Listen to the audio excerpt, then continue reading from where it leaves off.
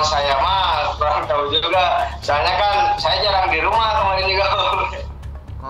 Jarang kontak juga sama keluarganya. Kontak pas kemarin aja, pas kalau mau pulang baru kasih tahu gitu di sini. Oh, kalau sempat dengar mah sempat, tapi saya nggak suka nanya-nanya lah. Tapi kalau sempat dengar dari Aki kemarin juga. Oh iya, apa kita mah cuma ngikutin aja lah. Gimana kan disuruh kemarin sama KUA kan disuruhnya gitu, kita laksanakan aja di sini KUA itu. Ya kalau itu saya nggak tahu kan, kemarin juga pas mau nikahan di jadi Tangerang ya, saya juga ngedadak kasih tahunya, nggak kesana juga saya mah. Ya keluarga mah sangat senang ya, kan kita yang tunggu-tunggu juga dari kemarin itu. Saya juga belum sempat ketemu dari kemarin pas terakhir kesini itu pas Idul Adha, dari situ kita juga belum ketemu. Enggak sih, cuman mungkin kita juga lihat di TV gitu aja, di media Facebook mungkin gitu aja. Saya juga belum sempat lihat sih, cuman kemarin ada juga nanyain gitu aja. Ya intinya mah itu mah syukuran rumah aja, syukuran pernikahan intinya. Kalau saya pribadi mah memang pernah dengar gitu Lesti, nggak apa-apa kan bisa nikah siri juga, mungkin sah dalam agama mungkin ya. Dikatakan siri juga, saya memang kurang paham lah secara agama gimana, secara pemerintahan mungkin cuma itu saja. Menanggapi hal itu ya gimana ya, saya cuma tidak bisa berkata-kata lah ya. Kalau udah gitu ya gimana lagi, kita yang menerima gitu. Yang penting mah kita tidak melanggar aturan agama, istilahnya gitu aja. Sebenarnya kan pernikahan siri itu kan pernikahan yang tidak ini kan, pernikahan yang bisa dibilang kalau mungkin pernikahan diam-diam. Dan pernikahan siri kan seperti itu kan. Ya kalau memang itu adalah haknya mereka, seperti itu loh. Kalau memang tidak di-share, ya itu haknya mereka gitu. Juga mungkin tidak mengganggu orang lain kan, kayak gitu. Yaitu kehidupannya mereka lah. Ya itu yang aku sempat speechless juga sih, karena kok sampai haknya orang mereka, ya terserah mau ngapain juga, dia juga yang lakuin, keluarganya fine aja, ibaratnya keluarga intinya, keluarga besarnya juga fine aja, happy aja, kenapa kita yang repot? Itu aja sih ya. Kalau menurut aku sih, di saat orang ada yang sukses, pastikan banyak sekali orang-orang yang ingin ikutan sukses ya. Entah itu alasannya apa, mungkin juga mereka tidak mau disebut pansos atau segala macam, merasa bahwa mungkin terganggu. Sebenarnya mengganggu siapa ya?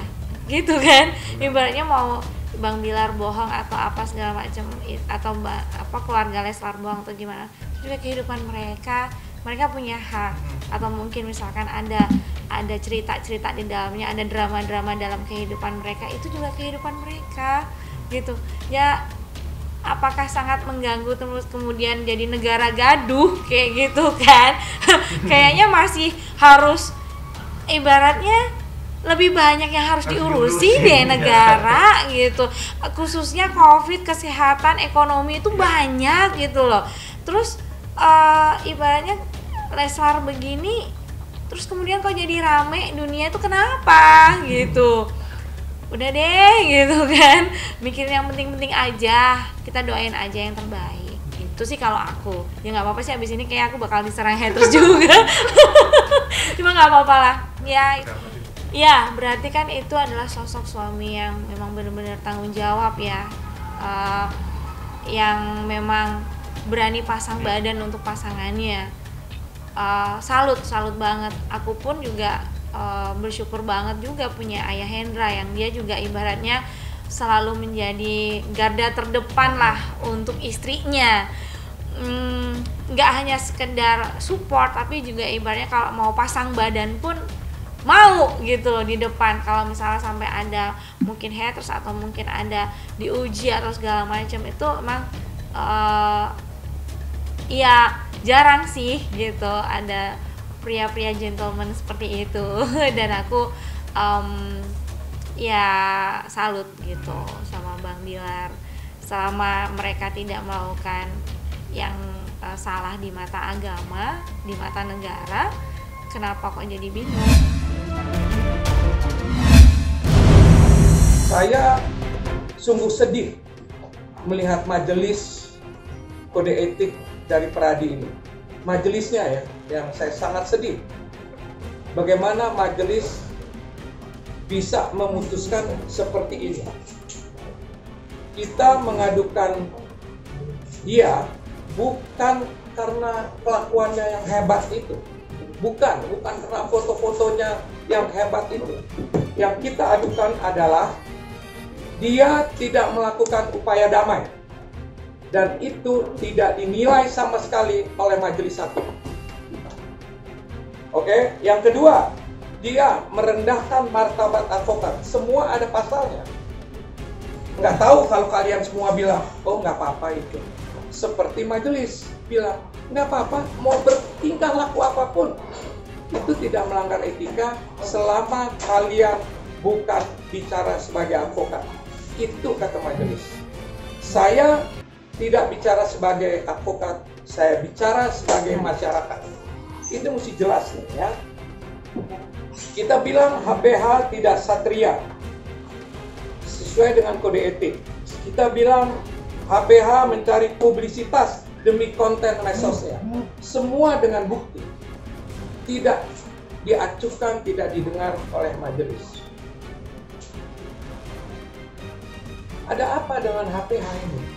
Bisa mengundang wartawan sebelum putusan. Ada apa ini? Kita lempar aja sama masyarakat. Kok bisa berani menantang? Yang paling absurd saya bilang tahu. Ngerti absurd itu? Absurd itu ya udah nggak ada lagi yang lebih jelek. Bagaimana di dalam sidang kode etik HPH tidak mengajukan ahli tentang kode etik. Siapa yang diajukan? Istri saya, prinsipalnya, dengan anak tiri saya. Dan dibiarkan oleh ketua majelis dan majelis. Berulang kali kami bilang, jangan. Ini perkara kode etik. Tahu apa dua orang itu tentang etika? Dibiarkan sama ketua. Keluarlah semua hal-hal yang tidak perlu di dalam persidangan itu. Ada apa dengan ketua ini? Dan majelisnya, saya bilang ya, kita akan naik banding, saya akan naik banding. Ada cara kita masing-masing, tetapi saya juga akan melaporkan dia, majelis ini, kepada ketua DPN Pradi, Pak, yang dengan hormat saya sebut Profesor Dr. Oto Hasibuan. Apakah majelis serupa ini bisa dijatuhkan sanksi atau dihukum? Atau paling tidak jangan dipakai lagi majelis yang mempermalukan harkat martabat advokat dan organisasi Pradi itu. Itu aja. Kemudian kami juga akan berkembang. Kita akan laporkan, nanti teman-teman akan jelaskan majelis ini kepada pihak kepolisian. Biar aja semua tahu. Dengan beberapa orang yang menyebarluaskan. Dari saya sementara itu aja. Saya sampaikan majelis hakim ini sebetulnya harus di-grounded jadi majelis hakim pemeriksaan kode etik. Kenapa? Itu ada saksi ahli namanya Pak Sugeng Teguh Santoso yang mengatakan majelis itu hanya boleh memeriksa advokat yang namanya terdaftar di buku advokat yang bersangkutan. Itu Pradi, saya ke KAI, saya wakil presiden KAI, Kongres Advokat Indonesia, tetap dihukum sama dia. Jadi jangan salahkan kalau saya akan ajukan banding di organisasi kami, Kongres Advokat Indonesia, saya minta perlindungan hukum dong. Ini ada gila-gilaan ini majelis hakim, membabi buta, tidak mempertimbangkan keberatan kita, main hukum aja dan sebagainya. Sampaikan nama dia tuh baik kepada Hotman Paris maupun kepada majelis itu, juga ke Oto Hasibuan. Saya kira gitu, Pak Partahi ada lagi mau. Pokoknya ini datang sini, bilang tolong dibantu, biarpun oh ini anak tiri kamu, dia ini perlu bantuanmu, saya kenal kamu pasti membantu ya. Membantu apa dulu? Kalau konsultan hukum kan udah lawyer hebat nih, bahkan lawyernya Nia dan itu waktu melawat saya dulu. Akhirnya kami bercerai. Kemudian kalau uang ya saya bilang berapa gitu kan? Karena membantu juga ada beberapa korban yang akan memberi kesaksian bahwa Agustin ini memasukkan tanda tangan. Asal diganti minimal 25 juta uang dia. Nanti 175 mereka akan laporkan Titin. Ada. Nah, cuman saya bilang ya harus tuntas dong. Nah, tapi yang jelas, apa motivasi kamu mengatakan itu untuk bimbel? Apa yang membedakan antara abu-abu bimbel atau abu-abu calo atau abu-abu jual beli atau abu-abu jaminan dan janji? Yang mana membedakannya? Nah, kalau misalnya harga masuk pegawai negeri 25 juta, ya terus dibuat harus jadi hebat banget 25 juta jadi pegawai negeri kan kira-kira gitu. Kecuali ada yang 300 juta ya mungkin boleh. Tapi kalau 25 juta itu adalah uang apa namanya ya? Harusnya orang berjuang belajar tiba-tiba mau cara mudah masuk bimbel yang belum harus pelajari tiba-tiba jadi gitu. Menurut saya harusnya kalau yang dihukum tuh yang ditipu. Kenapa masih mau ditipu sama orang mau jadi pegawai negeri masih rela ditipu kan kira-kira begitu. Nah tapi kalau saya dua-dua aja lah dihukum, dua-duanya di proses nggak ada masalah. Karena mau diapain lagi? Kita mau ganti uangnya juga. Katanya 9 miliar, uang dari mana 9 miliar kan kira-kira begitu. Uang, minta bantuan uang aja. Oh itu udah secara tegas gitu minta. Ya untuk bantu OI kan lagi nggak ada duit kan. Kalau dia ada uang, bahkan kalau memang harus barang dia kasih, saya kasih barang. Kan saya udah ketemu OI ya sebagai mantan ayahnya ya, dan saya sedikit memberi nasihat hukum juga. Di samping itu kan ada pengacara keluarga Nia dan Niati, Mbak Susan Di Agustina, yang mana kami sering berdiskusi gitu, dianalisa bukti-bukti, terus ditanyakan OI yang terima uang itu berapa, tujuannya, motivasinya apa. Peran Agustin ini sangat besar di sini kalau saya lihat. Karena Agustin ini bukan orang yang dikorbankan, tapi dia merupakan orang yang memanfaatkan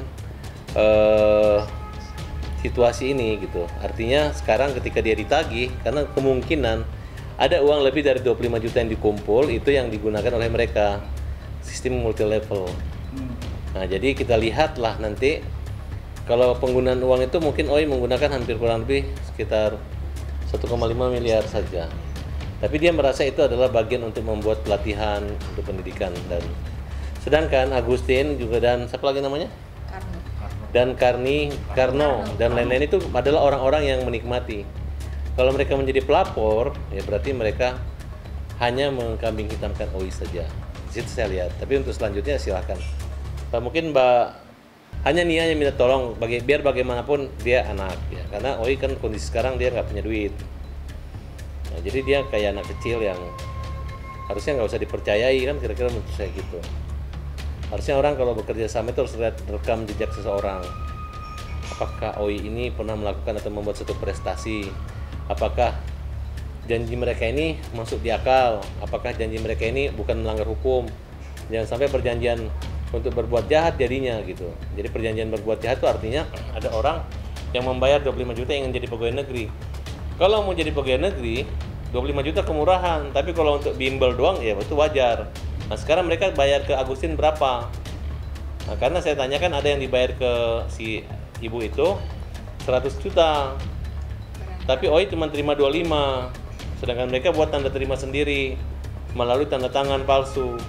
Jadi seolah-olah OI yang menerima, padahal tidak. Ini karena aku ngambilnya itu cuma 6 hari, jadi aku ambil. Tapi kalau lebih dari 6 hari, aku masih lihat perkembangan anak dulu ya. Karena kan anak juga baru sembuh. Kalau misalkan anaknya udah oke gitu, mungkin aku bisa ngambil yang lebih panjang juga masih aman gitu. Tapi kalau anaknya masih belum bisa ditinggal lama-lama, kayaknya nggak berani dulu juga. Ini berani ambil kerjaan karena ada mama juga kan yang jagain, mama ikut aku. Kalau syuting nih, misalkan Roger syutingnya lebih duluan, lebih pagi, paling ya Roger, aku yang jagain gitu. Tapi kalau misalkan callingannya juga sama, ya ganti-gantian, jam segini aku, jam segini Roger. Tapi kadang-kadang Roger juga nggak ngebangunin aku, kalau anak bangun sama dia aja gitu. Iya, dia dari lahir anakku itu dia yang mandiin, dia yang gantiin, dia yang ngurusin, semuanya rata-rata kebanyakan dia juga. Just be with me.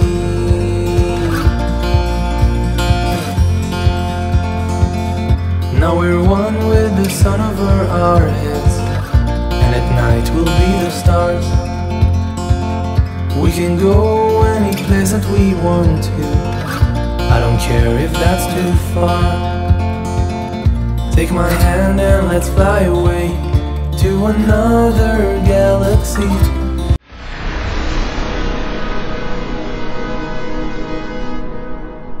Jadi jangan lupa untuk subscribe Cumi Cumi.